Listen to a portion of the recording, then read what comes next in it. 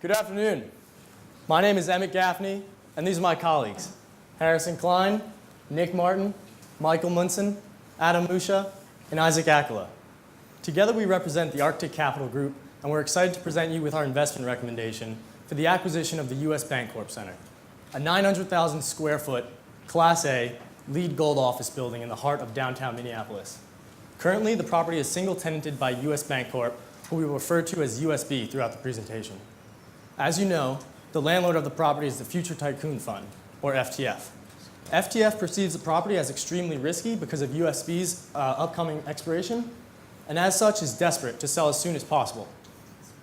We believe that Viking, an investor battle-tested in the Minneapolis market, is uniquely positioned to purchase this property at a discount, sign USB to a long-term lease, and add significant value in doing so. At an $170 million purchase price, we anticipate that a limited partner would receive an 18% IRR, while Viking would receive a 29% IRR. I'm now going to pass it off to Harrison, who's going to explain why we're very bullish on Minneapolis. Thank you, Emmett. I will now provide an overview of the property's location, along with an analysis of the market. USB is currently located in the heart of downtown Minneapolis, surrounded by two major highways, 94 and 35 West. These highways connect 3.5 million residents to the downtown metro area. The property's location, coupled with the appeal of the majestic Mississippi River, makes this one of the most desirable locations to be. When analyzing the market, the first thing we considered was the general population in the metro area. The graph here displays how the area has maintained strong demographics, characterized by a growing population and decrease in unemployment rates. In Q3 of 2016, the Minneapolis metro has the fourth lowest unemployment in the United States. Next, we analyze the Twin Cities office market. Recent decisions made by Wells Fargo and Xcel Energy to consolidate their employees in Class A office buildings in downtown Minneapolis has led to negative absorption in Q3, along with a gradual increase in vacancy. However, due to the strong fundamentals of the Minneapolis economy, we expect absorption to rebound, along with a gradual decline in vacancy rates. Displayed here is a stacking plan of all of the available office space in the Minneapolis Central Business District. The largest available Class A office space is 220,000 square feet. This is only 1/4 of what USB currently occupies. And now, I will pass it to Nick, who will provide us with a business plan. Thanks, Harrison. So we believe that this opportunity will create tremendous value for your firm. And obviously, the first step in executing this business plan is to make the purchase. So we want to come up with an appropriate valuation for you to offer FTF, and we use the direct cap approach. And with the property with the $13.5 million NOI, we analyzed recent transactions in the market and tried to determine how lease term affected cap rate. And as you can see, a property with 5 years remaining on the lease would probably trade between a 7% and a 9% cap rate. And because of the credit quality of this tenant and also the fundamentals that Harrison touched on, we think it would probably be on the lower end of this range. But because FTF is so motivated and your firm is able to move so quickly, we think it would probably trade at an 8% cap rate, resulting in a $170 million purchase price. As a secondary test of value, we use the DCF approach, valuing the current lease and the new lease separately. This is the uncertain future cash flow starting in 2021. The current lease is valued using the USB 5-year bond rate, and the new lease is valued using the ongoing discount rate for Class A properties in the central region. And this resulted in a similar valuation. Now, we recognize USB's significant impact on the property's value, so we analyze their financials and also their real estate needs. Financially, we think they're very sound. They've had steady deposit growth, consistent loan growth, and also they weathered the previous recession very well. They never took any unnecessary risks to try to make a quick buck. So we think that's part of their culture, and they're not going to take risks and fail in the near future. Now, the one concerning thing is that their efficiency ratio has been weakening. And this is primarily driven from increase in non-interest expenses composed of compensation expenses. They've been hiring more employees for compliance. But their occupancy expenses have been remaining fairly stable. So we think if they're going to trim expenses in the future, it's not going to come from their real estate needs. So we also wanted to step into their shoes with regard to their real estate needs and kind of see how they're viewing this renewal option. So if I was USB, I would see, if I didn't want to renew, what are my options? And the two options for them are build to suit or move into an existing building. And if they're going to build to suit, they're going to pay a higher rent, and there's also nothing available in the CBD for them to develop on. They don't have the zoning required for a large enough building. And if they wanted to do an existing building, as Harrison said, there's only 220,000 square feet is the largest space available. So they do multiple buildings and sacrifice their security. So the clear option for USB is a renewal option. This is going to give them a low rate, a lot of participation in the sale of the building, and also that security that they're looking for and continuity in their business. So the next decision is how much space do they need? With 3,800 employees that has remained fairly stable over the last 20 years, they're going to need a lot of space. So their first option is far too small. The second option, again, far too small. And their third option, we do think this is possible by consolidating down to the lower amount of floors. And the fourth option is the full building is what they're doing now. So let's take a closer look at these two options.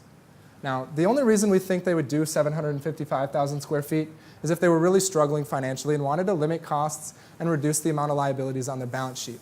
However, we think the security that a fully leased building offers them far outweighs those detriments.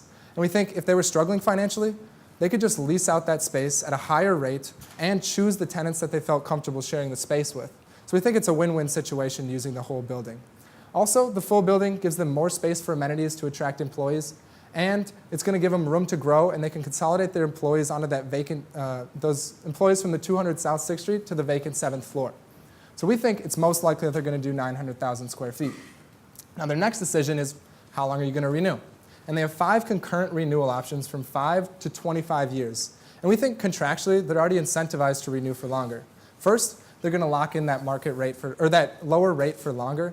Secondly, they're going to get more participation on the sale. Going from 5-year renewal to 15-year renewal is going to give them an extra $6 million. And this only goes up if they go to 20, 25 years. So this would be something you emphasize in your negotiations. But we understand that a bank is going to want to remain flexible financially. So we also included a termination option that they could exercise in 2025 and vacate floors 26 through 32. And this is going to give them that flexibility, but also the benefits of the long-term lease. So now I'm going to pass it off to Michael, who's going to tell you about an additional incentive that'll get him to sign that 15, 20, or 25-year lease. Thanks, Nick. What we're going to do is take advantage of the recently built out 15th floor community room, extend the room out on top of Building B by creating a rooftop terrace. Since both the roofs need to be replaced by 2025, we found that it was a win-win situation by killing 2 birds with 1 stone, and we fix the roof and then we add on the terrace. So, welcome to the 15th floor.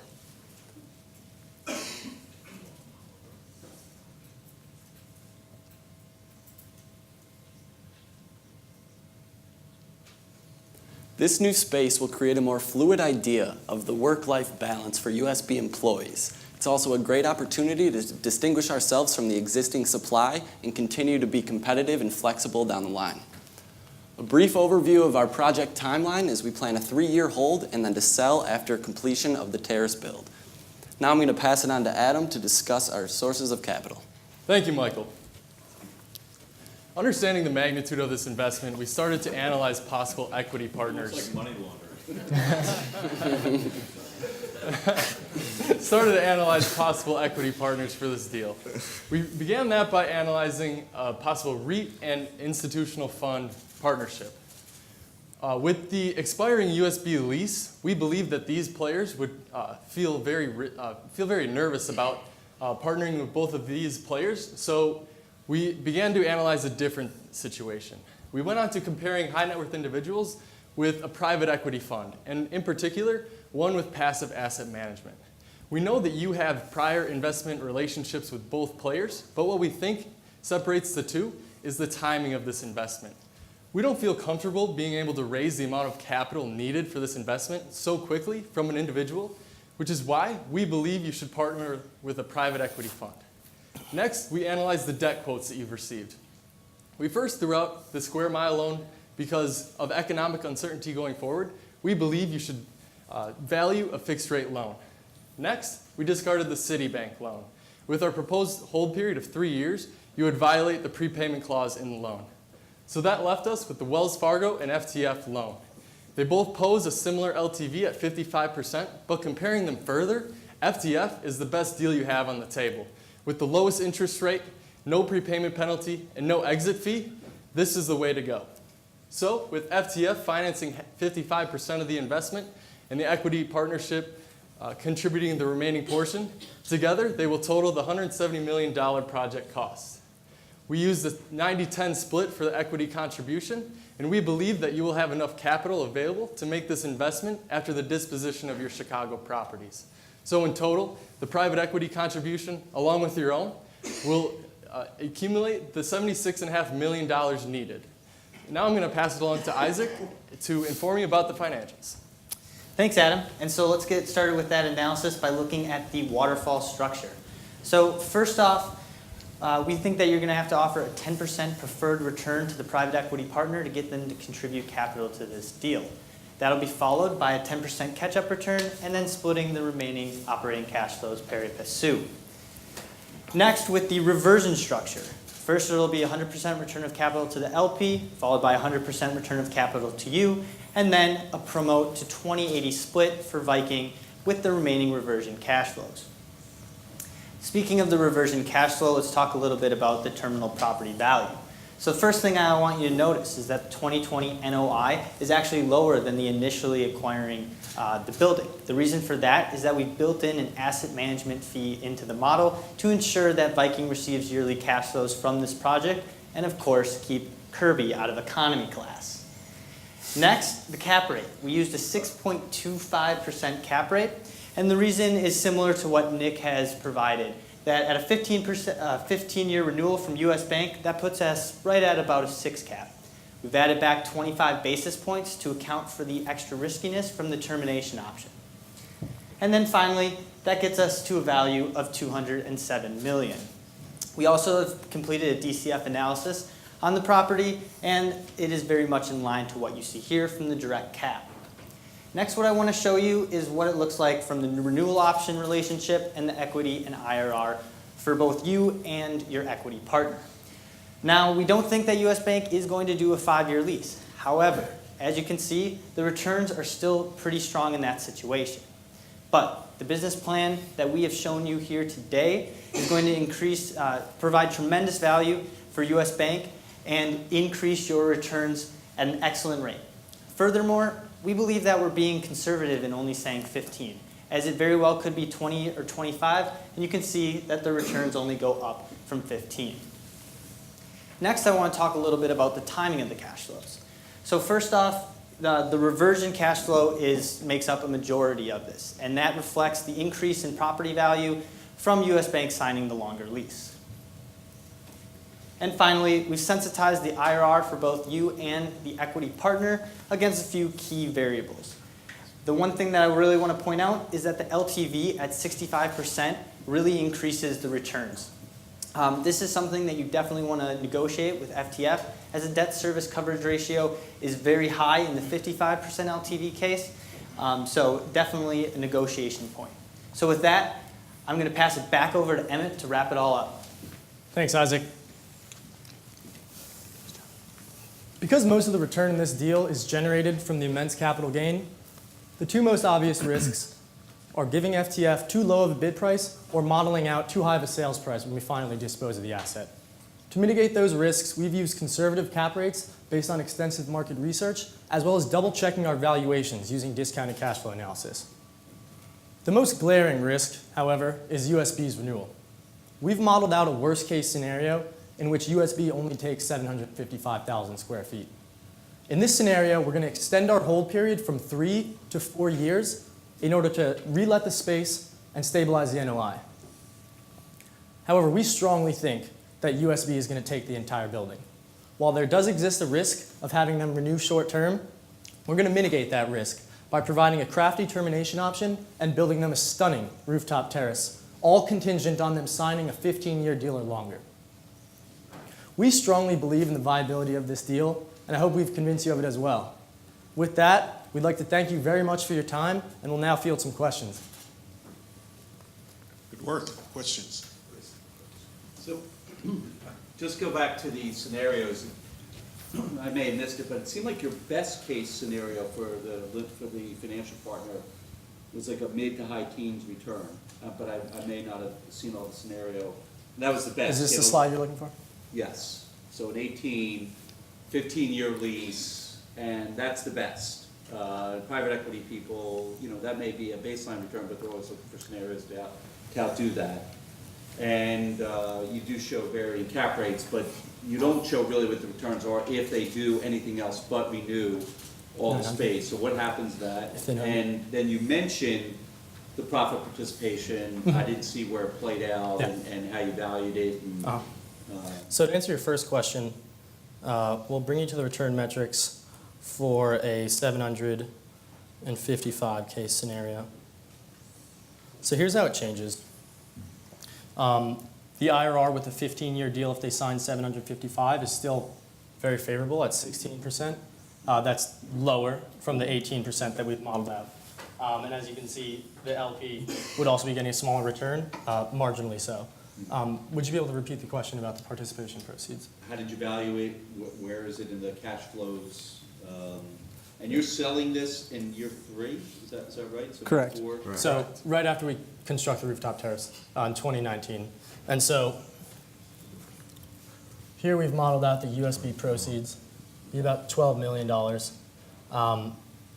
If USB were not to sign for 15 years, the participation proceeds would go down lower, obviously because the terminal cap rate would be higher. So how much is it costing you to rebuild the roof? We've estimated a $5 million cost. That would come out to about 333 square foot, dollars per square foot. How do you get your equity multiples? If you're getting an 18 for 3 years, that's not a 2.6. That's less than a 2-time multiple. I mean, how are you doing that? This multiple right here. I mean, your gross asset value goes from 170 to low 200, so equity's getting a 1.5 multiple, 75 million, 30 million of profit. Forget the splits, but just rough, how are you getting that number? To get that number, we added up all of these cash flows, divided it by the 68. Should the $12 million participation be reversed? It looks like it's being added. Right here? Yeah. No, it's, so, yeah. Okay, they're returning that CapEx, that, No, it's 2 times. Yeah, it's not. Okay. That's okay. yeah. Do you see? Yeah, I believe there's an extra, I think that might have got doubled on the original or the reversion, but it should be around a 1.6 with an 18 IRR. 2.6. So your downside is that they take 755,000 square feet. Yeah. That's a pretty good downside. I mean, did you model anything that was more severe than that? Like then, yeah. Yeah, we've looked into the fact, we think they're going to, the lowest possible, they have no other options basically. They want to stay in Minneapolis. They've been here for, I mean, they started as the first bank of Minneapolis 150 years ago, and we think they're planning on staying. And in terms of getting new space, they're going to be in the CBD. They're trying to attract millennials. And a lot of the millennials are trying to move downtown and kind of have that urban setting. And we think they're planning on staying in the CBD. And in terms of like other buildings, there's no way they can move out. So we don't think they could squeeze down to that 480,000 square feet. I guess our worst case situation was the 755,000 square feet when the market crashed and we couldn't lease up the space as fast. And we're still seeing a debt coverage ratio above 2% and also positive cash flow to the equity partners. How old is this building? The building was built in 2000, 2000. so it's about 16 years I old. mean, everyone said the same thing, they have no place to go. The reality is you can buy anything. This is a major corporate tenant. If they want to get upzone a little piece of land somewhere, there's got to be a parking garage site somewhere in town, knock down an old lousy building. You can make a new building. If you're Yeah, I guess we were going off what the case presented. They said there were only Marty 3. Berger knows that. You can make new buildings. Yeah, there were only 3 developable parcels on the case, so I guess Right. definitely they could purchase something that isn't technically developable to start with. I think they stay, I'm with you, but, you know. Well, we pretty much base that off of the zoning restrictions, based off of the case. But yeah, we did, I guess we were a little bit concerned about the fact that they have negotiation power because they know we need them in there, but I think we know that they need us just as much. So it's kind of that duality going back and forth. So no matter what you sell in year 3, even if they only take a 5-year renewal? Is that right? Because you're building the roof no matter what, or you're building the renewal? We're building the roof contingent on them signing a deal of 15 years or longer. So when you calculated the 5 and the 10, Uh-huh. that was based on when is your sale on any of these? This is 755 would be in 2020 after the 2-year lease-up period. But with 900,000, there's no lease-up period, so it's 2019 after the construction. So, yeah, the 755 scenario, we sell in 2020 based on a forward NOI, so the NOI in 2021. We've considered kind of how likely it is to relet the missing 145,000 square feet. We're confident we'd be able to fit that. That would be about 15,000 square feet per quarter if you break it down over 2 years, which with us anticipating the Minneapolis market to grow, it seems very likely. We've included a 10% vacancy into that 145,000 in our model.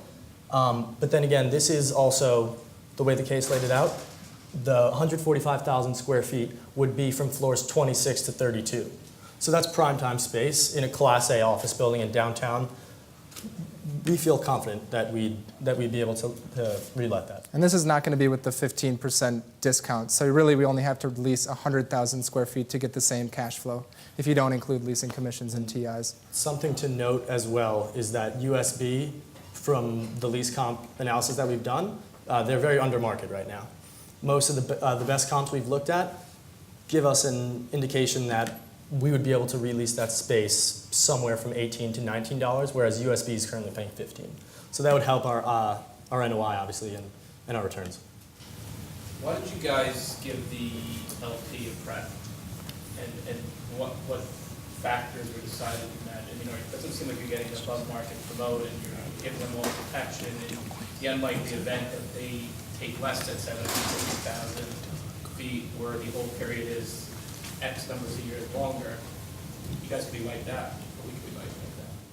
Yeah, with that, we want to get this deal done quick. We believe in it. The 10% is to get, them right away.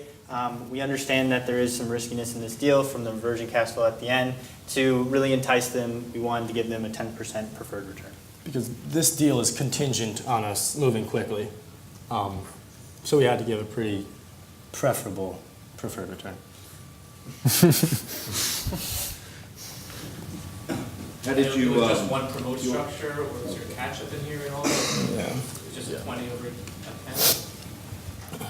Yeah, it was 10% preferred and then a catch-up from the managing partner.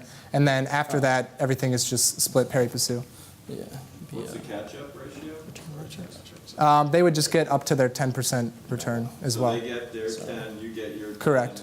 They're just more safe And in then case. you get 20 above the 10. Correct, because most of the cash flow is coming from that reversion.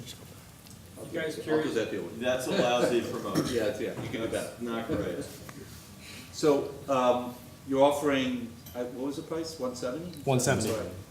Which is probably below even, the broker feedback. What do you think the reaction from the sellers is gonna be, and how much room, do you have any room in your price? We think we could go up to potentially 180 million. This is their kind of downside that they quoted. And when we were initially valuing it, as I said, we were thinking with the tenant quality, Minneapolis market fundamentals, it's probably going to be around that 7.5 cap rate. And we were going to go for the offer of an 8% cap rate. We also thought about doing a potential kickback if they did re-sign, but we were thinking we're already kind of on that low side and we don't want to go much lower because the board doesn't really understand the value add. So we're going to give them a price that they were expecting rather than going at 160 and giving them more later. We kind of wanted to have that upfront number that seemed reasonable to the board, not just the guy that was managing the asset. I think the 200 that they threw out at first, I think we can agree was ridiculous. It was based on something like a 5.5 cap or a 6 cap applied to the 13.5 NOI. But I mean, as we've shown, we've sensitized that in our models, and the returns based off a 15-year renewal, that is still look good. So when JP Morgan buys US Bank Corp and moves these 3,000 jobs to Dallas, aren't you curious to know what happens to the building? Yeah. Well, we think it's very, when they do buy it and they don't actually re-sign, that's something we're going to look into. We don't think that's very likely. But in terms of them actually signing and then getting purchased out, they're going to be obligated to it.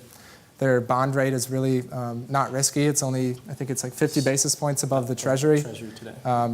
Obviously, if that's before the renewal, that's going to be a big deal. But we don't think that's going to happen in the next year and a half. I mean, And another thing to Why comment. don't you think that's gonna happen in the next year and a half? I mean, they've been around since 1864. Didn't experience nearly as many losses as a lot of other banks in the Great Recession. We think they're very stable. They're still investing in Minneapolis. They just named the new Viking Stadium after them. Minneapolis is their home. But yeah, from Morgan Stanley's perspective, we just think there's a lot of uncertainty in the market. You know, the Feds are looking at raising interest rates. Donald Trump was just elected president, and people are kind of seeing how that's going to affect the market. And from Morgan Stanley's perspective, they might be a little hesitant to do a huge expansion at this point. Maybe a couple of years back they would purchase U.S. Bank, but we think it's not worth skipping out on this deal based on that concern. Okay, fantastic. No more questions? Thanks, guys.